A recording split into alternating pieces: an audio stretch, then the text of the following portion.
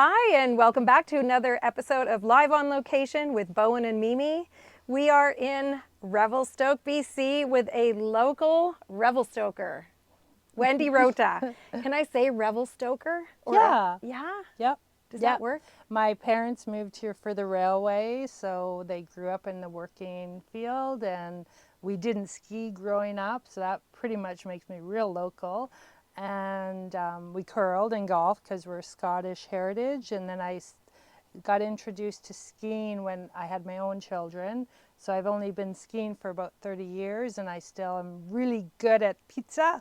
And yeah, but the ski hill is amazing for Revelstoke, and growing up here was amazing as well. Yeah. So skiing came later in life for you. Yep. But being a little kid growing up in this mountain town, what were your interests? What were your activities then, mostly as a little kid? As a little kid, Yeah. definitely hide and seek, hiking, biking, running around, and we were never on the TV. We were outside till dusk and home, like it was playing outside. And that's what I tried to encompass with my own kids. When we had that, we led that lifestyle. And now with the international students that I host or coordinate, I try to show that side of Revelstoke, the active side. I mean, we're a small community, so there's not a lot of shopping and that kind of thing. So if you're active, it's the most amazing place to live. Yeah. Your parents were both working when you were small? My mom was, well, she worked retail for the most part. She had four, we're a family of 4 kids, so she was busy with that. But my dad worked railway, and he was a competitive curler and a competitive golfer. So that piece of sports was really instilled with us. But yeah, we were a pretty busy family. Yeah. We have some free-ranging chickens in the background here, so it's making me think about free-range living as a kid. That was us. And that was you? Like no Yeah. shoes, we're just taking off, we're jumping Totally. on our bikes and... Yeah, yeah. We lived in not a rural area, but subdivision. It's called Columbia Park. So it was very close to the Columbia River, and Mount Revelstoke was right behind us. So we'd be like up in the mountains hiking and making forts and playing in the caves and the rock work. And we just didn't even realize how lucky we were at that point, because we didn't have a lot of money growing up. So I didn't even realize Glacier National Park was there until later, and it's because our camping was day camping. So yeah, it was pretty special to grow up that way. Yeah. Would you go on family trips together? We did later when we became teenagers and it got a little bit better financially. We would do trips to the Okanagan or Vancouver Island, and the biggest trip was down to the coast of California all the way to San Francisco, and we camped the whole way in a tent trailer. Yeah, so it was pretty good. Yeah. Good memories, right? And it sounds like, yeah, you wanted to give your kids the same kind of lifestyle growing up. Totally. And we traveled every year. We did a big family trip, and it was always in camping style for the most part. And then again, when the kids went into my children, Josh and Emma, they went into high school. I felt traveling was one of the most important things for them in a sense of education. It really broadened them, and they had the opportunity to go to China and Japan and Europe, all within our school district and through school programs. So that to me was like amazing for them. And Emma ended up going to university in Nova Scotia at St. Mary's, and she's graduated and now is working for them. And Josh became a career firefighter for the wildland firefighters. So they're both different paths, but Emma, her job is a lot like mine, where she works with the international students that come to St. Mary's, and she helps them kind of get established and just become part of the university and become really active so that they don't fall into that homesickness stage. And then Josh, he just likes the wild side, playing in the mountains like I did. So yeah, they're both doing good. So what were these programs that were in the school system that allowed them to travel internationally? A lot of it for Emma, for the most part, was like the social studies teacher, Miss Browning. She would organize a program that they would go to Europe and learn about the history, part of social studies and history. So they went to, I think they ended up going to London, Paris, Italy. I think that might be it, but they visited the historic, and I think France.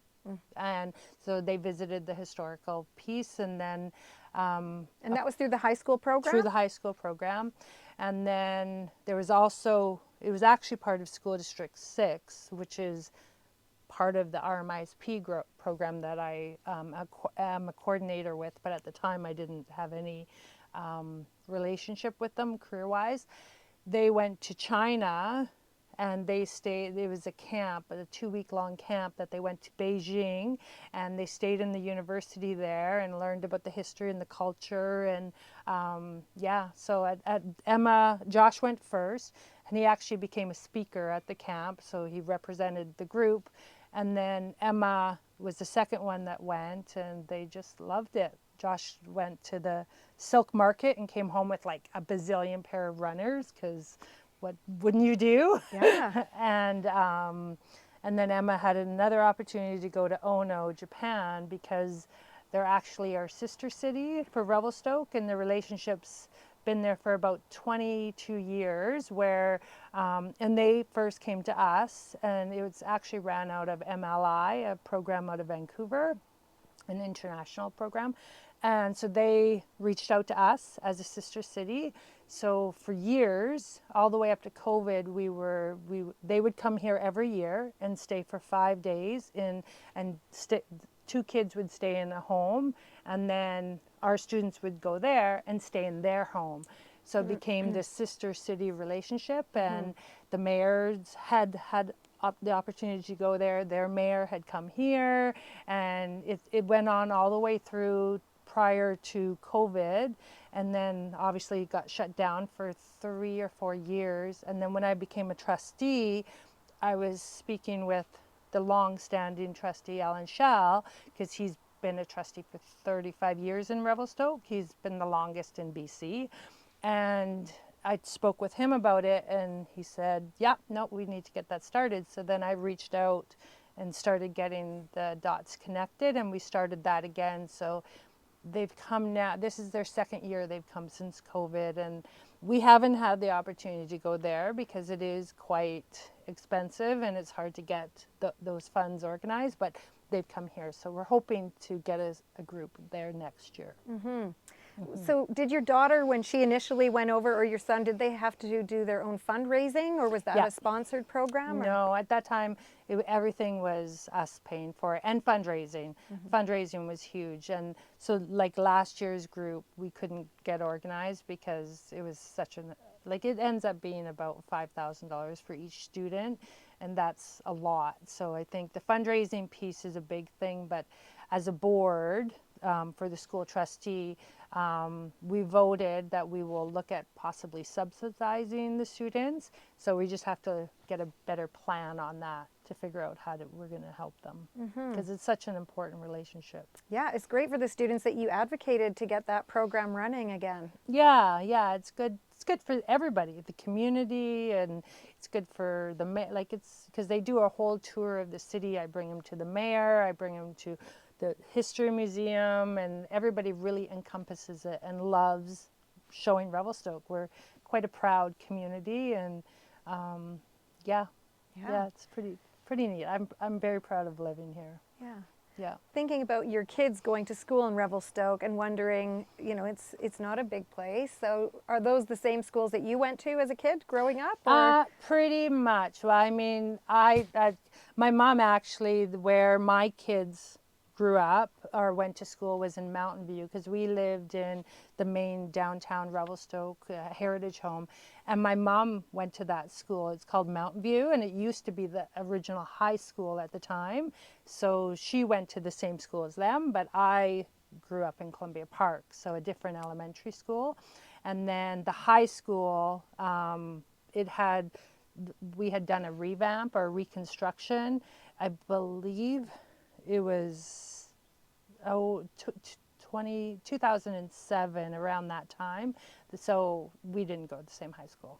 It's a beautiful high school. We drove Yeah. by it today. Yeah, it's state of the art. I mean, it's 10 years old now, so it's a little bit older, but the amount, what the ministry gave to us and the foresight that the school board and the superintendent had at that time with both the elementary school and the high school working together, and with the early child care center there, like Revelstoke was the first place in our area in BC that had their early child care connected with Begbie View, which led to the seamless day for the youth, right? Because what a better way for the students or for the parents to be able to drop off their child at a daycare and then go to school. And it's just, I mean, it's the way it is now. Parents have to work, and we want to make it a safe environment, a connected environment, and somewhere where the children feel welcome.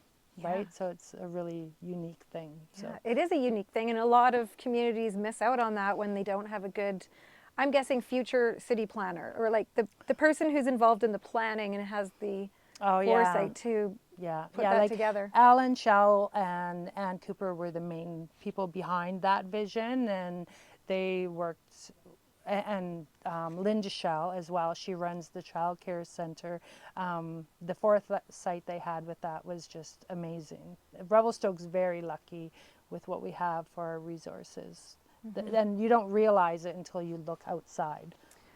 Right. I'm thinking of the perspective of if you're in Revelstoke and you've grown up here and you haven't had a chance to travel out and see how other cities do things, that it could inhibit your growth of a city in a new way. Whereas these people you mentioned, are they from other places and they relocated to Revelstoke, or? Well, Ann Cooper relocated here. She became the superintendent. I don't know the exact year, but it was in, I believe, the early 2000s, and that's when the vision started to encompass. She came from, her last station was northern BC, and then she came here with her husband, Bob Cooper, who I became connected with because he was the principal at Mountain View Elementary, and at that point my kids were in the high school, in the elementary school, and they had a really rickety old playground, and it just wasn't safe, right? So then I just asked Bob. I wasn't part of the pack at the point because I just didn't have that commitment to that, but I said, can I start fundraising to get a playground? And he's like, go for it. So then I just reached out to the city, and because I am a long-standing Revelstokian, people know me, right? Like I would phone somebody, they would know Wendy, Rota, and we would start working together. And so we made it, we really envisioned it as a city piece because it's on, technically half that property was city property. So we made it like a city project. We made it that the playground would stay there forever. It's become a city playground, and we made it a heritage piece. So we brought in the museum, and we had education behind that. So the kids really felt connected to the school more. And yeah, so I think that work, just the foresight to get the playground started, was what brought Anne and Mike Hooker at the time, the superintendent. They're the ones that asked me to run as a trustee, because it wasn't really in my foresight because my kids are long gone and I'm already pretty busy, but yeah. So why not?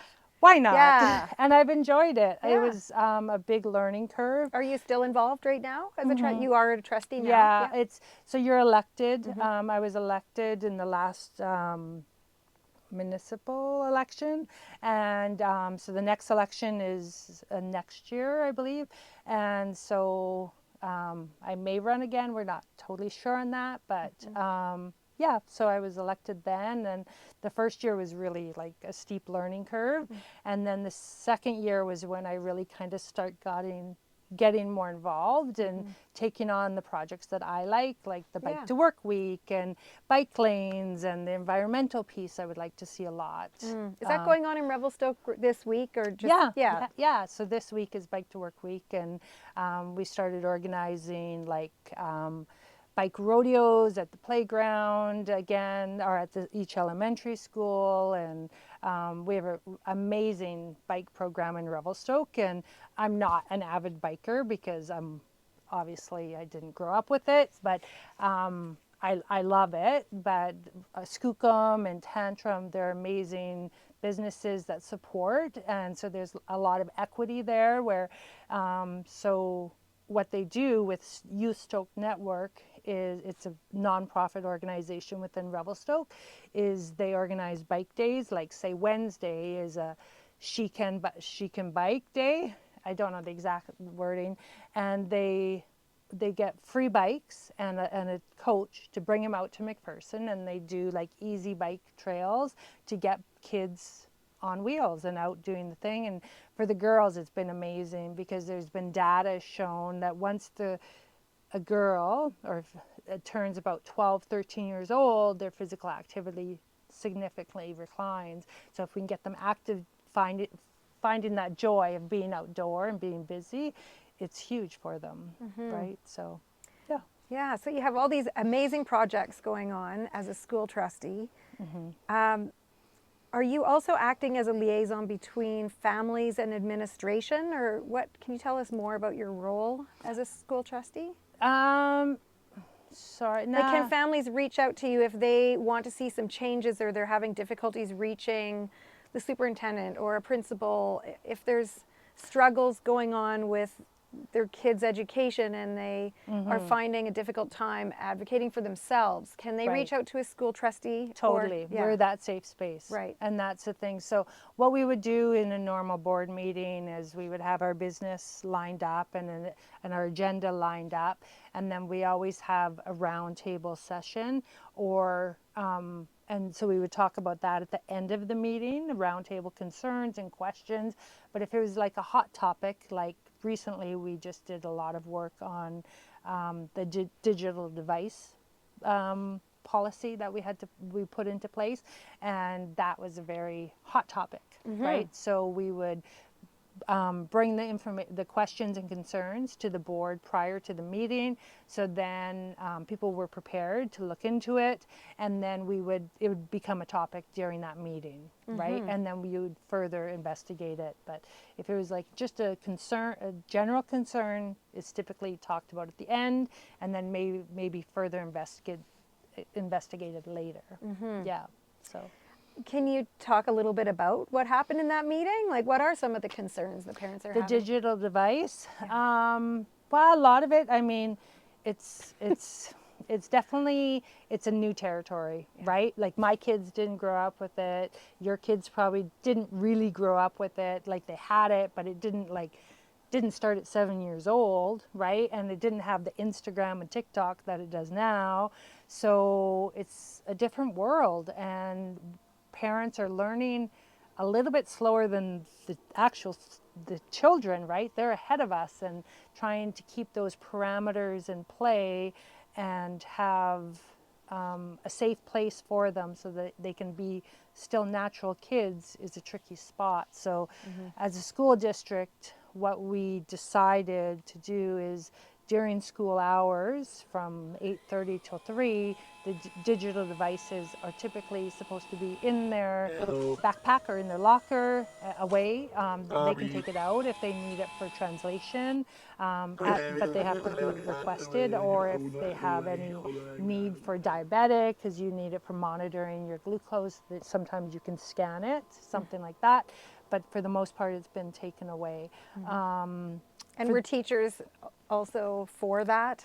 Yeah, we were already, prior to the actual policy being in place, we were ahead of the program a little bit because last year what happened is the high school purchased these, they're called phone hotels. So they look like big suitcases, and what would happen is if a teacher was feeling that there was just too many devices being brought out during the day, they would request that the students put their phone in the phone hotel at the beginning of the class, and then they could take it out during the class if they were allowed or needed it, because sometimes teachers actually were using the devices during class for looking up research and stuff, because it's basically a computer in your hand, right? But the problem with that is that doesn't make it necessarily inclusive and equity, because not every student has a cell phone, right? And then it brings in the highlight that they don't have it, so then it makes it uneven for everybody. So now we have it that if a student doesn't have a cell phone, or if the teachers are using the cell phones to look up, they'll utilize the resources within the school, like the laptops or the iPads, and do it properly that way. Yeah, so the teachers have been on board. It was a learning curve for them to figure out how to fill that piece. The older grade students, like from grade 11 to 12, they were having a harder time because their phones are a big piece of them. Of course, some of them have jobs at that time, they have spares at that time, and then all of a sudden they're not allowed a phone. So we're still working that out, but for the most part, it's been very beneficial. And as a board, what I found is when we're working on these big projects together, that's when the connection happened, right? Because it's easy there's 5 of us on the board, and we all are, like, everyone's so busy. But when we're working on jobs together, like the cell phone policy or the digital device policy or the strategic plan last year, we really connected, and we're quite strong, and it's been nice. Yeah. Are there any other hot topics that are going on? No, I think the next one, I mean, within the Ministry of Education, it's the mental health is a big thing, because we're just, I mean, we just have to really hone in on that, and increase the support there, and increase the knowledge around it, and just be there. And that's the biggest thing for the Ministry of Education, is working on that, and working on, which leads into the vaping and that kind of devices for the students, is helping support them so that they're not going down that avenue. Yeah. It sounds like you're quite involved in that, and Well, do you enjoy yeah. it? I do enjoy it. Yeah, I enjoy. I think I missed being part of the school in that sense. But RMISP brought me back to it. Like the international program brought me, because I started doing that role about 4 years ago, and I just loved it. Yeah. And then, So what led you into that role? so when my son left for university, my daughter was only home, and she's completely opposite of me. She's very academic and very, like, organized and perfect. And then there's me, who's a bit crazy. I'd be like, Emma, come on, let's go for a hike, let's go for a run. And she'd be like busy studying, and there was just like this rift going on. So I thought we needed more movement in the house. So then we brought in an international student in her grade 12 year. And Okay. I actually fell in love with it. Yes. So Where I was like, that first student from? Norway. Couldn't have been better. Oh, wow. Because she loved hiking, she ran, she skied, and it was like the perfect thing. So we just enjoyed showing her everywhere. And because I do love Revelstoke. And so then from then on, Emma went to university, and then the following year, so while the kids were in university, we always had 2 students, and it kind of sounds silly, but it just helped, right? It helped fill the house. I didn't have an empty nest syndrome. Absolutely. And it just kept me busy, kept my husband busy. Yes. Because he had to cook supper, and it was really good. Yeah. To be a homestay parent, what are the requirements? Not really much. I mean, obviously they need to have their own bedroom and a safe area, and you provide food and shelter, and then you try to include them in your family activities, and that's pretty much it. The biggest thing with becoming a homestay parent is wanting that connection, right? Like if you want to connect and learn about their culture and show them our culture and build that connection, there's nothing more magical. Like in the summer, I'm going to be going to Europe, and the first year I started the position as RMISP, there's two boys that lived with me, and we just really bonded. And I'm going there to go hiking with them. Where are you going? To Austria. So they've arranged a trip. So we'll go up, we hike up to a hut, and then we stay overnight, and then we go to the next hut. So we're doing a 3-day trip. So, and then at the same time, my husband's coming, but he doesn't hike. We're going to end up going down to Italy and seeing Cosenza, where his family's from. So it's going to be like pretty neat. Yeah. So you've mentioned European international students that you've hosted. Have you ever had students from other places in the world? Right now, our MISP hosts international students from 19 different countries. Oh. So Revelstoke, typically we get Germany, Austria, Spain, Mexico, Australia, Denmark, Switzerland, Brazil we've had. Even Australia? Yeah. We have a girl here right now from Australia. And so they just love the skiing, right? I guess I typically would imagine for English purposes. Students from for the countries that most were part. English is a second language. That's why Australia threw me off a bit. Yeah. It's more of a cultural experience. Yeah. And we've had Asian cultures. It's a bit trickier here because we're pretty sheltered. We don't have a lot of Asian communities, so it's a big shock for them. But they've done well. We just don't get a lot. They tend to go to the bigger centers. Yes, it is a big shock. I'm just thinking back to North Vancouver days, and we had a lot of Asian students come, and of course it's person to person, but for them I remember it was difficult trying to enjoy hiking for the sake of hiking. Like, it was, when are we going to get there kind of wondering. And it's like, well, no, we are here. This is, just look around. This is beautiful. Whereas in their culture, shopping is a big thing. So it's very different, very different. So I would imagine Revelstoke, would even be more of a shock. What I found the first couple of years I was the coordinator, in order to get connected to the 24 kids that were here, what I started was, like, we had Facebook and we had Instagram, and I would make these reels. And as much as students don't say they don't want to have pictures, they do for the most part. Like, I would say 90%. And I'd get these reels, and they would be so excited to go and be a part of it, and like hike up the ski hill and go to the cabin, and like, it's just the connection is what you need, right? And finding that connection can be tricky, right? Because not everyone likes to hike, but if you bring chocolate, sometimes it works. Yeah, that's right. What So. are the other aspects to that job as coordinator? Well, it's finding host families and getting connected to them, so I know how they run as a family.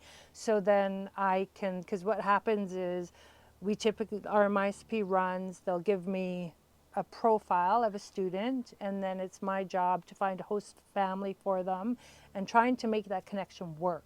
And I'm the mediator between the host family and the students if something isn't working, between the agent and the students and the host family. Like, it's just figuring out that is trying to help the students be engaged and busy, so that in November, when things are like gray here and there's not much to do, just trying to keep them busy and not homesick, because those are hard months. And then December is another hard month where we need to keep the kids busy, and helping the families figure out that piece too, right? Because there's nothing worse than having a teenager that you've known for 3 months in your home, and they're having homesickness, but you don't know it because you don't know them. It could be just their personality. Figuring out how to get that out. and building that relationship with them. So, and it's taken time, right? At first I was like 2 in, and which was great. Like I got really connected to the kids, but then me being overly involved takes away from the host families. They don't get that connection. So it's learning that balance. It's a dance. Yeah. And it's been 5 years, you said? I Almost? think this is going into my 5th. Yeah. Yeah. Yes. And you can see yourself doing this for a while longer? I think as long as I'm in Revelstoke, I would like to do it. Yeah. I absolutely love it. This is the first year we haven't hosted students, and I thought I would miss it more in a sense, but I think I'm a better coordinator for it, because I'm not like focusing on 2, and there isn't that sense of jealousy that I'm doing stuff with them, and it's been better for my marriage. Yeah. So yeah, it's been good. Yeah, Yeah. Boundaries are good in a sense. Yeah. Yeah. So not only are you doing the homestay coordinating, but you're a healthcare professional as well? Yeah, I work at the hospital and I do all the sterilizing of the instruments and the ordering for our area. And so I've been there, I think, 15 years. Prior to that, I was in dental assisting, but then this position opened up and I took the course, and yeah, so that's my real job. Right. Yeah. And you find a good balance Yeah. these days? Yeah. Some days. Some days days. my husband just says I'm crazy. But Crazy can be good. This crazy's is good. Yeah. Yeah. Yeah, I mean, my balance is going for a run or a hike and painting, like that kind of thing. Yeah. Yeah. So if someone was thinking about moving to Revelstoke, what would you want to tell them about this community?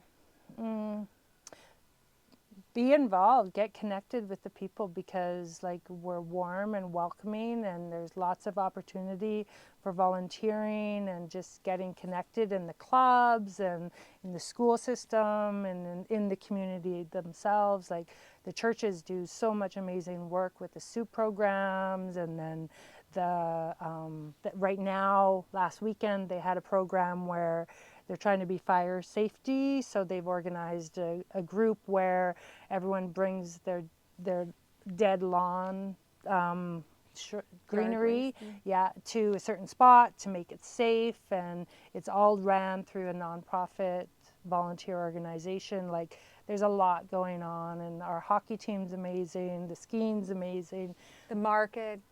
yeah, like it's just really get connected and build those relationships, and be busy, right? Like be busy either in your sports, like through skiing or hiking or walking, or even the art. Like the Revelstoke Art Society has an amazing program. Like I didn't grow up doing art, but later I've started doing pottery and painting, and our programs are just so amazing.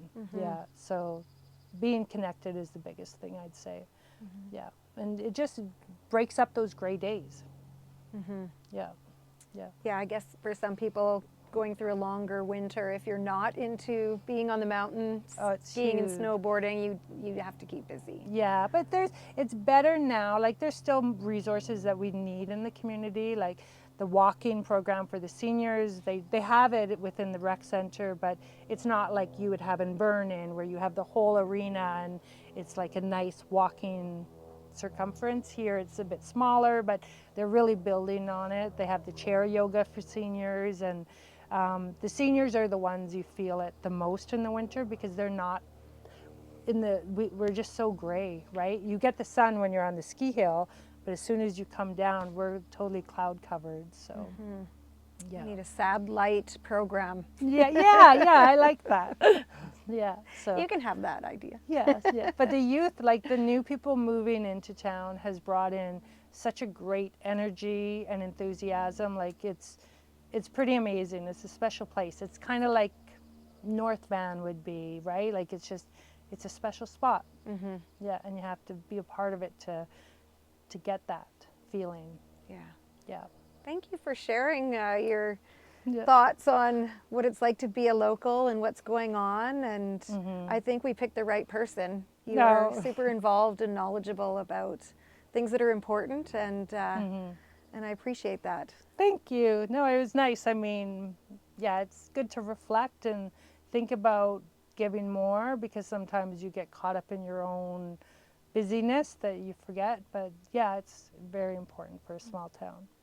So thank Thanks, you. Wendy. You're welcome. Yeah. Thanks, everyone, and we'll see you next time.